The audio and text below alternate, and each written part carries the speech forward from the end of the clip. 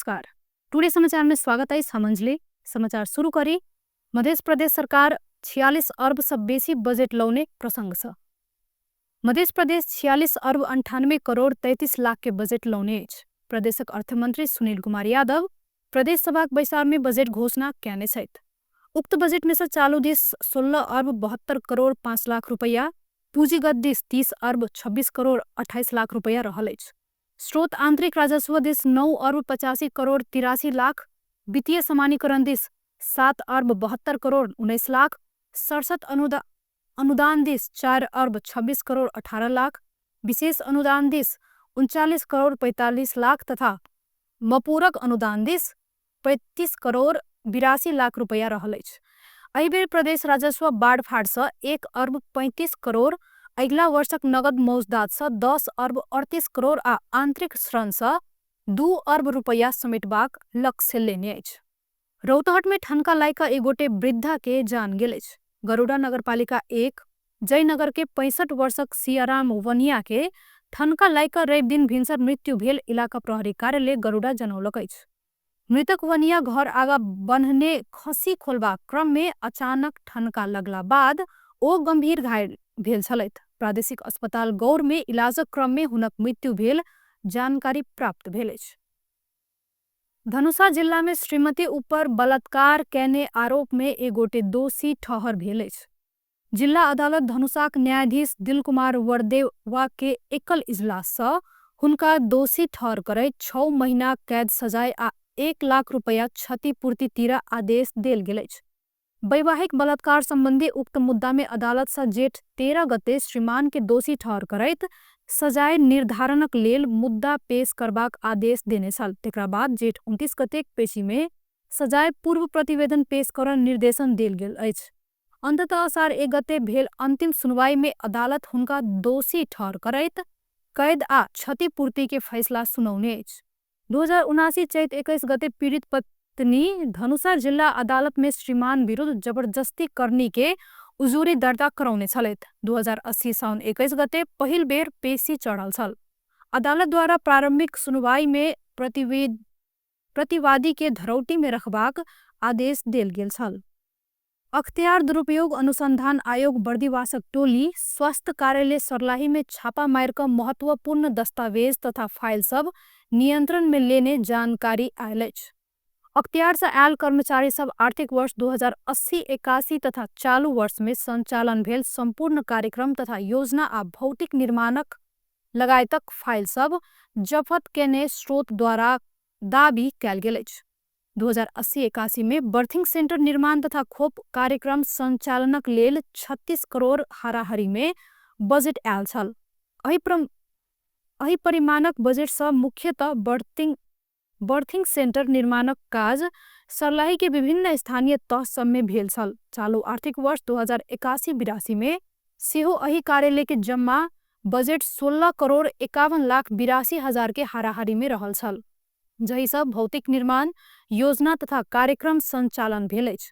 एहि 2 वर्षक अंतराल में 52 करोड़ 51 लाख 82 हजार के बजेट संचालन कैने स्वास्थ्य कार्यालय सर्लाही में व्यापक हिनामिना भेल उजुरी पड़ला बाद अख्तियार द्वारा कार्यालय में छापा मारने एक गोटे कर्मचारी बतौलन।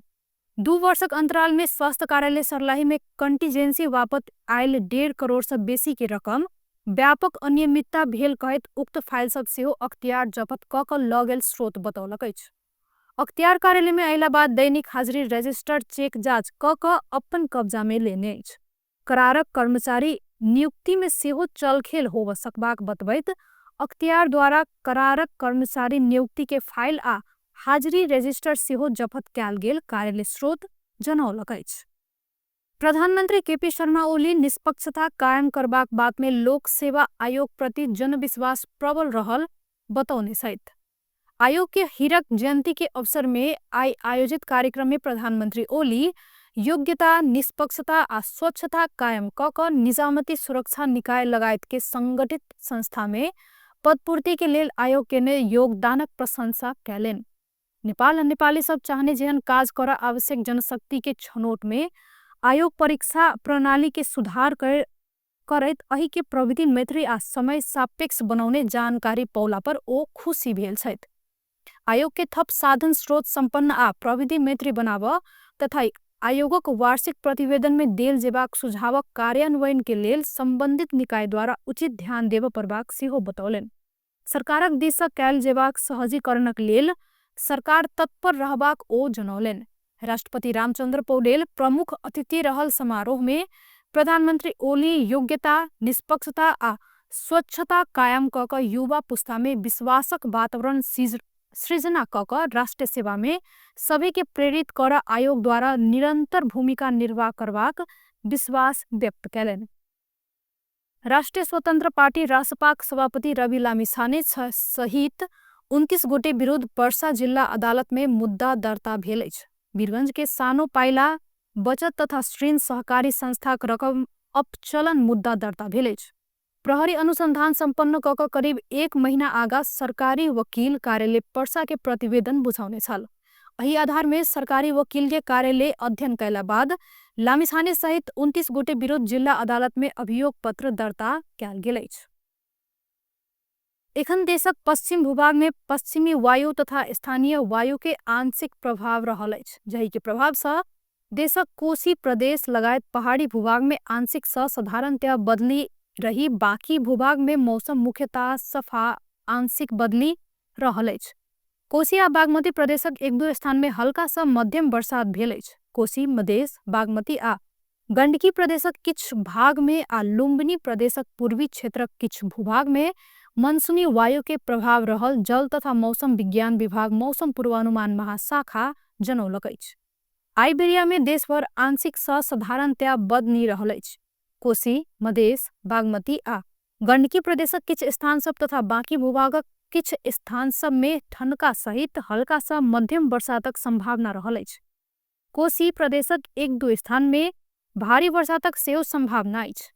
कोशी, बागमती आ गंडकी प्रदेशक उच्च पहाड़ी तथा हिमालयी भूभागक किछु स्थान सब तथा बाकी उच्च पहाड़ी तथा हिमालयी भूभागक 1-2 स्थान में हल्का बरसात सहित हिमपातक सेहो संभावना अछि। आइ राति सभी प्रदेशक किछु स्थान सब में ठनका सहित हल्का सँ मध्यम बरसातक संभावना रहल अछि।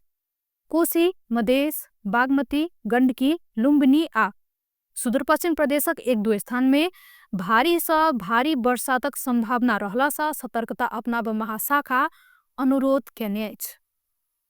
टुडे समाचार में आब आर्थिक समाचार।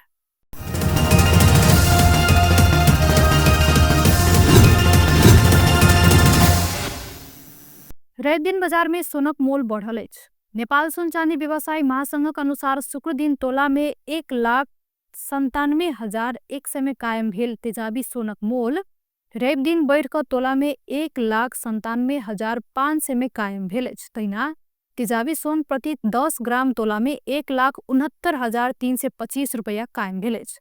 तहिना चांदी के मोल सेहो स्थिर रहल अछि। शुक्र दिन तोला में 2,165 रुपया कायम भेल चांदी के मोल रवि दिन सेहो स्थिर रहल अछि। टुडे समाचार में आब अंतर्राष्ट्रीय समाचार।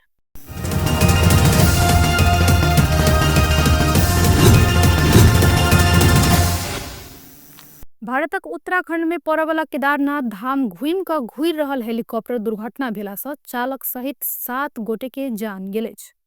आर्यन कंपनी के हेलीकॉप्टर खराब मौसमक कारण रुद्रप्रयाग जिल्लाक केदार घाटी के गौरी कुंड आ त्रिजुगी नारायण के बीच में दुर्घटनाग्रस्त भेल अछि। मृतक सब में एक बालिका सेहो रहल बताओल गेल अछि। उत्तराखंड नागरिक उड्डयन विकास प्राधिकरण UCADA के अनुसार हेलीकॉप्टर रवि दिन भिनसर 5:22:30 में केदारनाथ सँ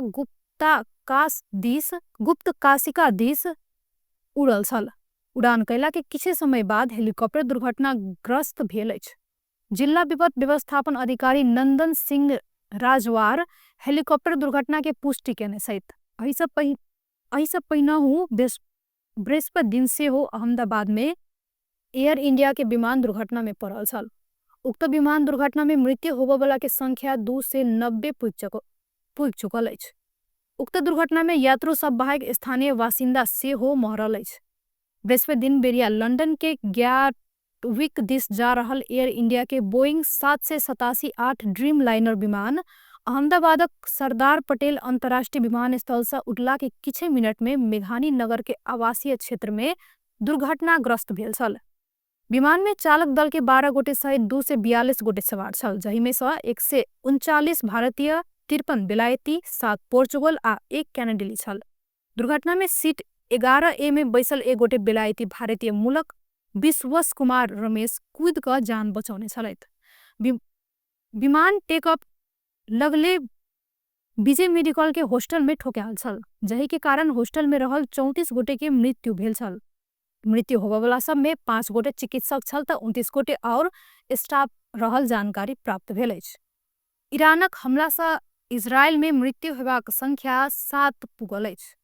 ईरानी हमला से इजरायल में मरयवला के संख्या 7 पुगल अंतर्राष्ट्रीय संचार माध्यम सब जनौलक अछि। शनि दिन रात 4 गोटे इजरायली ईरानक हमला में मरल कही क अमेरिकी मीडिया CNN बतौने छथि।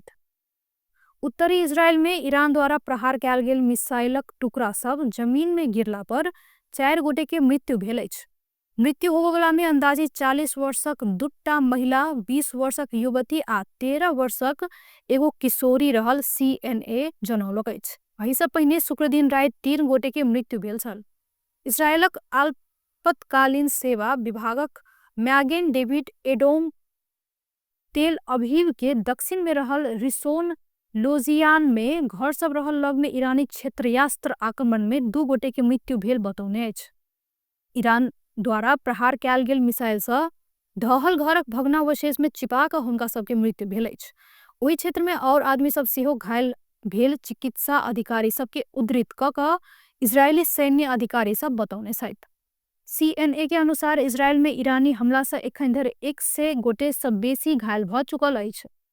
शुक्र दिन वही ठाम कमती में 80 गोटे के मृत्यु आ 300 गोटे से बेसी घायल भेल छल। मृत्यु होयबाक में उच्च सैनिक अधिकारी, आणविक वैज्ञानिक, एक गोटे नेता आ नागरिक सब रहल अछि। व्यस्त टुडे समाचार एखन के लेल एतबे। पुनः से दोसर समाचार लक उपस्थित हेबेटा करब। ता धरि के लेल अपने सब देखित रही टीवी टुडे जनकपुर। नमस्कार।